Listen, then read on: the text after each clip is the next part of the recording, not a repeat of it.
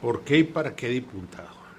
Es una pregunta muy interesante y que yo me he estado haciendo esa misma pregunta durante muchos años en mi vida. Ahora que ya entro al sexto piso de mi edad, con muchas satisfacciones, con la bendición de una hermosa familia, una profesión que me ha llevado a tener logros y ya hasta nietos. Nunca había participado en un puesto de elección popular. Este es mi primer, digamos, mi incursión a la política activa. Soy un ciudadano independiente, no independiente, soy ciudadano, no me vayan a confundir. Y decidí hacerlo platicando con mi señora esposa porque ya era momento de regresar algo a la ciudad que tanto me dio. Yo no nací en este estado, pero pues ya llevo más de 2/3 de mi vida viviendo en Nuevo León y veo las condiciones en las cuales la población vive, la población sufre, y veo con tristeza la poca seriedad y la decadencia en la que estamos cayendo con la improvisación de políticos, y digo, no es justo. Y ahí es donde yo me digo, Enrique, ¿qué le quieres dejar a tus hijos, a tus nietos y a las futuras generaciones? Porque mi preocupación, estoy cierto que es la de todos y cada uno de los padres de familia en sus respectivos domicilios a la hora que es de esas pláticas de almohada, y dices, ¿por qué no? Entonces yo me quise dar ese pequeño gusto. Cuando sale la convocatoria de los partidos políticos, yo me anoto.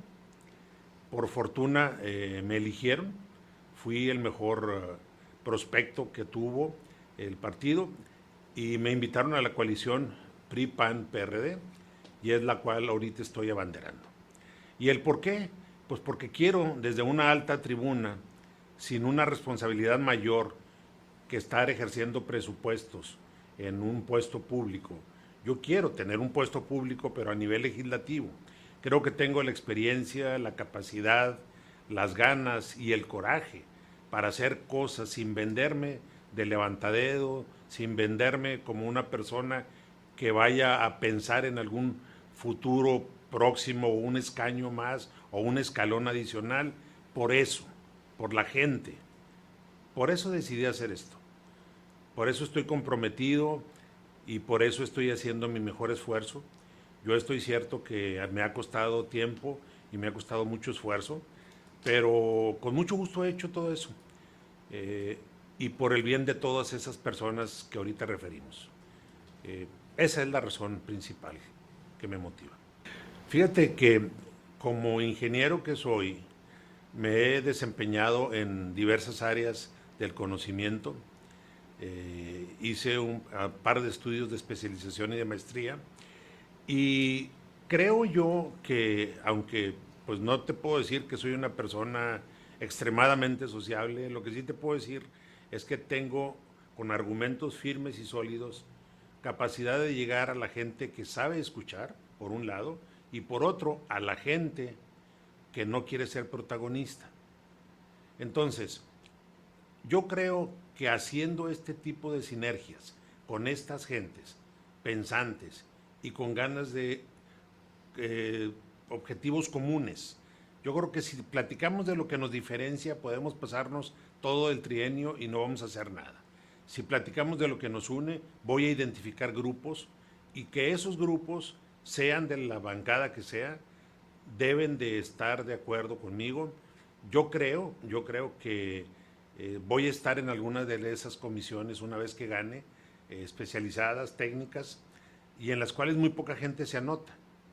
Entonces ahí sí creo que voy a demostrar mi verdadera capacidad y liderazgo, y yo estoy cierto que me van a seguir porque va a ser para el bien de México y para el bien de los propios habitantes. Y ellos, que van a tener posiblemente otras aspiraciones, van a ver en mí a lo mejor un trampolín para llegar y cumplir esos. Porque en la fotografía tampoco crean que me guste estar. Si es necesario, yo voy a estar, pero si ellos la quieren tomar para ellos, yo no tengo ningún inconveniente.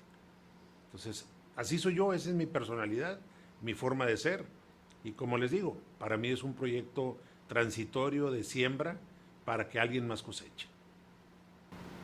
Hijo, realmente es una pregunta dura porque en el caso de García, que es el distrito 7, que ahora a través de la nueva redistritación y debido al gran crecimiento que ha tenido la zona metropolitana de García, pues se definió como un solo municipio.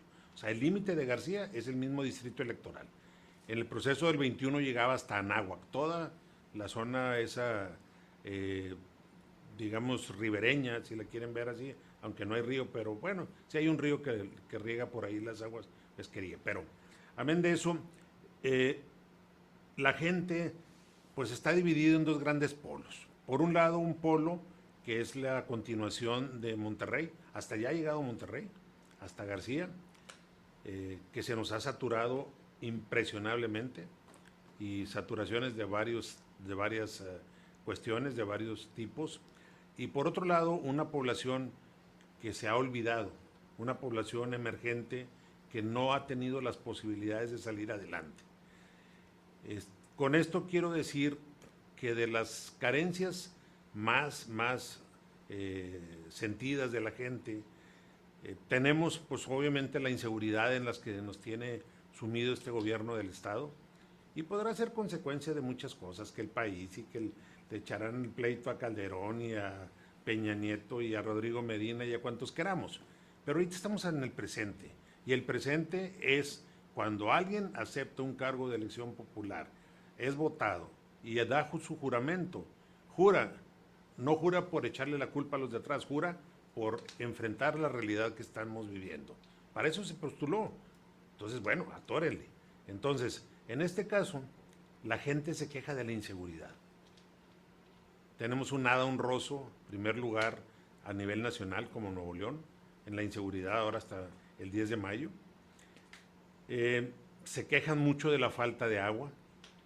Por desgracia, García carece de abastecimiento continuo y seguro de agua. Se han construido asentamientos de manera irresponsable en las faldas de los cerros. Uno se puede dar la vuelta ahí y ver el Cerro del Fraile, y da pena realmente ver cómo algunas condiciones de nuevos desarrollos con calidades que dejan mucho que desear, que yo no sé cómo se autorizan, no entiendo cómo los recibe el municipio, y ni siquiera les cumplen el sueño de las personas de tener un hogar digno. Y por digno me refiero que no tengas una pendiente de 35, 40 grados porque el niño no puede jugar con la pelota, que no les entregue su parque o su área verde o el área de esparcimiento de ellos porque nunca se las entregaron y era parte del proyecto o del plan maestro original. Ahorita es un nido de víboras que ellos se tienen que estar cuidando, porque nada más cruzas una pequeña calle y ya estás ahí en el arroyo. Cableados eléctricos deficientes. Por supuesto que a la gente ahí no les alcanza para un clima ni de 110 volts. Y aparte el cableado no les da la potencia suficiente para poder ellos conectar ese tipo de aparatos. Prenden 2, 3 focos, quieres prender la televisión y se te bota la pastilla. Entonces tenemos inseguridad, falta de agua, condiciones deplorables en sus viviendas, transporte. No llegan las rutas de transporte, no llegan. Por más camiones que se han metido y que el señor gobernador ha dicho y que ya vamos a tener transporte para todos, todo eso es una falacia. Sí es cierto, hay 1,600 camiones que se adquirieron por el municipio, no sé cuántos fueron asignados a García en lo particular, porque todo eso lo tienen muy hermético ahí en el municipio y en los corralones. Traté de pararme, no me dejaron entrar. Lo que sí sé es que son camiones, muchos de ellos, con 31 asientos, siendo que en la licitación misma rezaba que podían tener una capacidad máxima de 70 pasajeros y una mínima de 29. Qué curioso. Se vendió casi, se asignó casi a la mínima capacidad del camión. ¿Qué sucedió con ello? Pues que metieron el doble de camiones.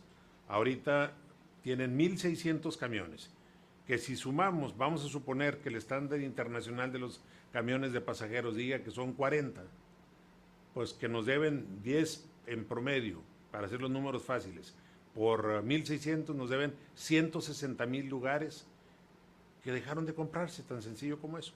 Y ahorita las vialidades, que es otro gran tema, están saturadas. Y esos camiones, algunos son diésel, otros se mueven con gas comprimido, y no es verdad que hay eléctricos. Se dice o dicen para sus comerciales e infomerciales que son eléctricos, pero no hay eléctricos. Y ojalá los hubiera, porque García está en la contaminación, que ya estamos cambiando, estoy cambiando varios temas, pero es que van concatenados todos los problemas en García. Una contaminación espantosa. De por sí en Nuevo León llegamos a tener ya el número 1 en contaminación ambiental sobre la Ciudad de México. Ahora, sumándole esta contaminación adicional, pues realmente estamos mandando muy al rezago a la población de García. Es por eso, ese es uno de los intereses que a mí me mueve a buscar ayudarlos. Pues la historia va a ser muy difícil de cambiar, porque estos cambios no son de un momento para otro ni por decreto. Lo que sí son cambios generacionales que van paso a paso. Por ejemplo, hablemos de la educación, que no hemos tocado ese tema aquí. En el tema de la educación es bien importante porque en la prueba del Ceneval, que algunos de ustedes la traerán fresca, México reprobó en matemáticas. Por más que nuestras estadísticas en Nuevo León digan que somos una ciudad del conocimiento, sí es cierto, sí es verdad, tenemos grandes universidades, todos los que tuvimos oportunidad de graduarnos de una prestigiosa universidad, pues, pero no es la realidad de la gente de García. ¿Qué sucede en García? Que van ahorita los niños que tienen cumplidos 5 o 6 años, vienen de su niñez o de su infancia, pasaron a su niñez en un periodo de pandemia, donde el señor presidente los dijo que los iban a educar los abuelitos, súmenle a eso que tuvimos la pandemia. Entonces son niños que cumplieron 4 o 5 años, muchos de ellos sin saber, porque pues los papás o los abuelos, los papás trabajan, y con las condiciones que ahorita platicamos es complicado. Luego, los abuelos no tienen la paciencia, tampoco tienen las condiciones para tener la oportunidad de dedicarle por lo menos 2 o 3 horas de calidad para educarlos. Entonces, traemos un gap generacional y un rezago educativo en esta generación de niños que nos va a causar estragos a la vuelta de 15, de 18 años. Entonces, sí se puede desde México hacer o generar iniciativas que empiecen este proceso de cambio. La propia Xóchitl Gálvez lo ha referido, tenemos que empezar a ayudar a la primera infancia, tenemos que alimentar bien a la primera infancia porque ellos realmente son el futuro de México. Tenemos que ayudar a los adultos mayores para que tengan el vigor y la capacidad de ir con sus nietos y de perdido dedicarles calidad de tiempo más que cantidad. Ahorita no hay ni siquiera medicamentos, los que sufren algún padecimiento, y hablando de los adultos mayores, pues no les alcanza ni el dinero, porque la dichosa pensión pues es una cantidad fija que no les ayuda para cumplir vestimenta, medicamentos, apoyo a la familia, educación a los menores. Vamos a volver a las escuelas de tiempo completo, vamos a volver a las guarderías. No es posible educar a los niños. Fuimos el último país en volver a la normalidad por decisiones del centro de México. Todo eso tenemos que cambiarlo. Esperemos en Dios que este 2 de junio la gente esté consciente y piense en los hijos, en los nietos y en las nuevas generaciones. Y ahí es donde verdaderamente vamos a lograr este cambio. Yo creo que este sexenio en muchos factores ha sido un retroceso. No hemos hablado ni hablaremos, creo, no sé, de la Guardia Nacional, del Ejército y de todas las instancias que lejos de coadyuvar o ayudar, pues nos hemos dedicado a darle abrazos más que balazos al crimen organizado. Y la droga, que es otro de los grandes flagelos que tenemos también en la Mancha Metropolitana, y García nos excluye. En efecto, el agua es un problema mundial. Pudiéramos tratarlo a nivel global, pero pues sería mucha demagogia. Yo creo que si empezamos de lo particular y tratamos de esas medidas particulares, tratar de extenderlas hacia, o replicarlas, o imitarlas como las mejores prácticas que se hacen en cualquier actividad del conocimiento o del desarrollo, pudiéramos causar buenas o algunas experiencias positivas. Me trataré de enfocar más en el tema de Monterrey. A mí me tocó ser director de la Conagua. Yo manejaba la cuenca del río Bravo, que compete a los estados de Chihuahua, Coahuila, Nuevo León y Tamaulipas. O sea, todo lo largo del río Bravo, desde que nace en las montañas allá rocallosas del Elephant Butte, que se llama el acuífero de aquel lado, y desde el Bajo Bravo, que se le llama, que es la zona central en Chihuahua, por donde está Camargo, pasas por Chihuahua, Delicias y toda la zona agrícola del valle de Chihuahua. Realmente es alarmante el estrés hídrico que estamos sufriendo. Yo creo que 2, 3 de las grandes causas, porque hay muchas, pues por un lado puede ser o es el crecimiento desmedido de la población a los márgenes de los ríos.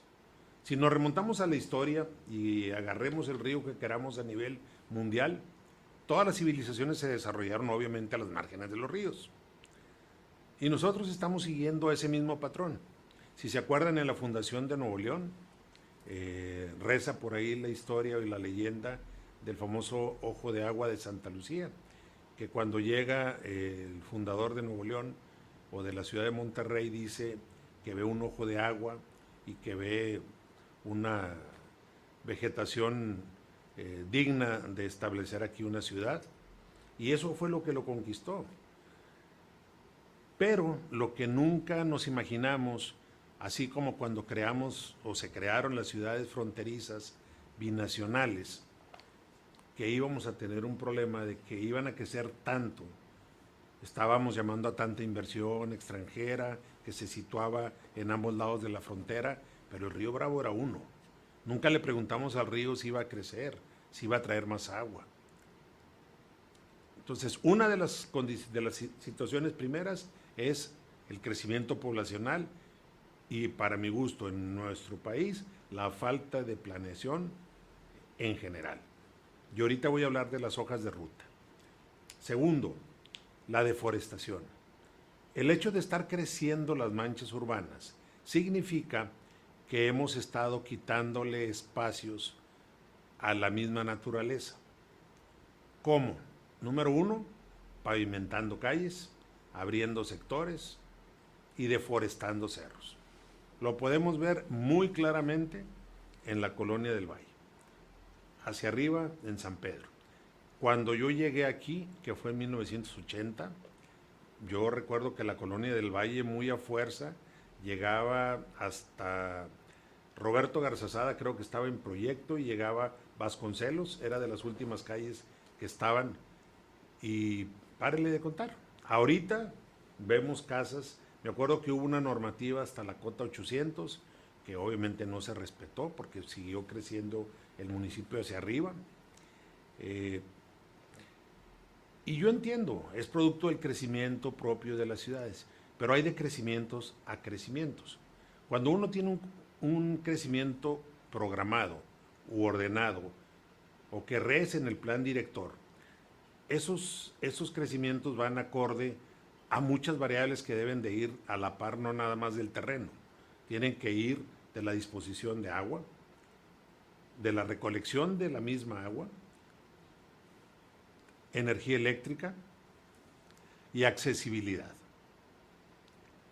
dentro de otras muchas características que debe de tener.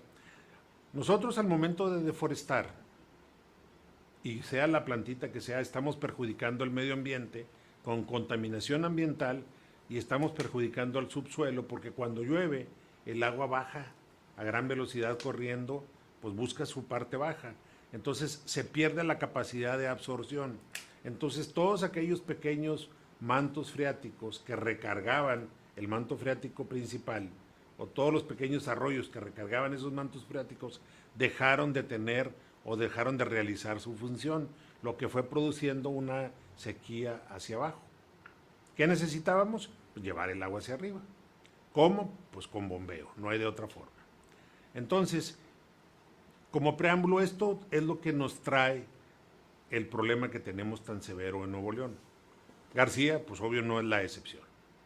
Ahorita lo dije, la presa que nos abastece, vamos a ponerla, que es el Cuchillo, está en la cota 200, Monterrey está en la cota 430, 50, dependiendo de la altura que la quieras medir, y García está en la cota 800, porque también es una, como ahorita dije, hay zonas muy altas en García donde se han desarrollado fraccionamientos. Entonces, todas esas diferencias de alturas se vencen con presión. Y para llevar el agua a presión necesitamos energía eléctrica. Entonces, ahí es donde estriba uno de los grandes problemas. En lo particular, ¿yo qué vería para García? Yo para García vería una solución que fuera inversa. Tendríamos que hacer un estudio. Yo ya he visto algunos pozos que están perforados en las faldas de la parte alta de los cerros. Traen un buen gasto o dan buena cantidad de agua. Ahorita estoy en pruebas de hacerles una verificación de la calidad del agua, pero eso ni lo toquemos mucho porque aquí ahorita hemos visto que en mismo San Pedro y Monterrey se nos está dando agua de pésima calidad que no es apta para el consumo humano y siendo que ya pasó por las manos de agua y drenaje. Entonces, allá en García tenemos agua de calidad.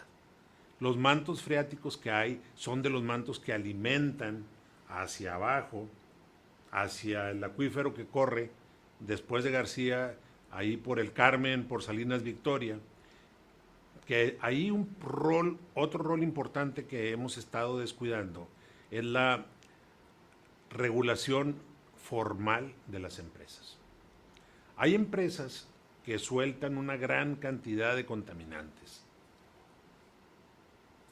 CAINTRA, en uno de sus grandes esfuerzos, constituyó el IRPAC, que es el Instituto Regional para el Control del Medio Ambiente. Al parecer son un brazo que a la industria les ayuda a permanecer dentro de los estándares y los controles. Pero curiosamente se identifica que saliendo de zonas industriales, y hablando del caso de García, traemos unas concentraciones de algunos metales, de algunos sodios y de situaciones que nos hacen no apta para el consumo humano a el agua de primer uso. Entonces tenemos que meterle todo un proceso de tratamiento. Número uno, hay que poner ojo en esas cosas.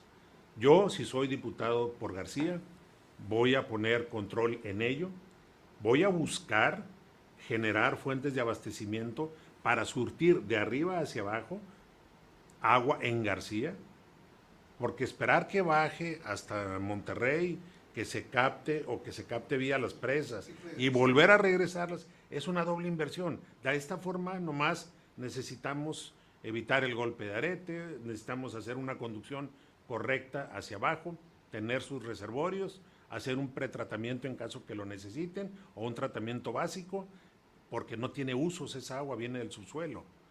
Y ahora sí, darle el uso ahí mismo en García, y estoy cierto que va a sobrar agua.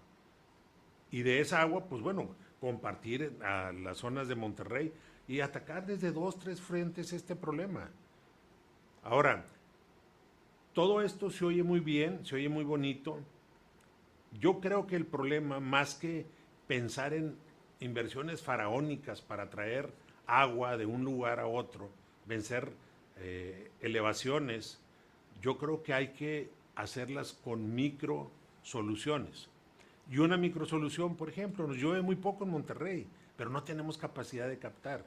Y tampoco tenemos capacidad de absorción ni de inyección de pozos. Bueno, hagamos eso también. Podemos inyectar, ¿cuándo? Cuando nos llueva. Pero si no nos llueve, pues no vamos a decir, ¿para qué lo hago si nos llueve? ¿Qué pasa cuando nos ha llovido? Nos ahogamos, la ciudad se ahoga, no hay drenajes, o el drenaje que tenemos es muy deficiente. Los arroyos y los ríos los tenemos ahorcados, llenos de basura. Entonces, hay una responsabilidad social muy severa.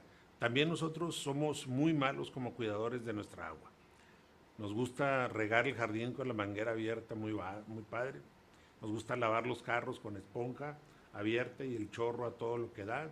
O sea, todo ese tema de cultura del agua es algo que hay que ahorita, aprovechando que los niños están viviendo esta crisis, meterlo en sus cabecitas. Los grandes ya lo sabemos, porque aparte nos llega un recibote. Tener cuidado con esos recibos también. Entonces, creo yo que esta amalgama de situaciones nos ha llevado al estrés y a la crisis que tenemos. Y no hemos tocado el tema de la vialidad.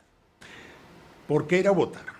Para empezar, no hay que olvidar que así como festejamos el 15 y 16 de septiembre, muy bonitos, adornamos nuestras casas, hacemos comida, este 2 de junio es un día similar.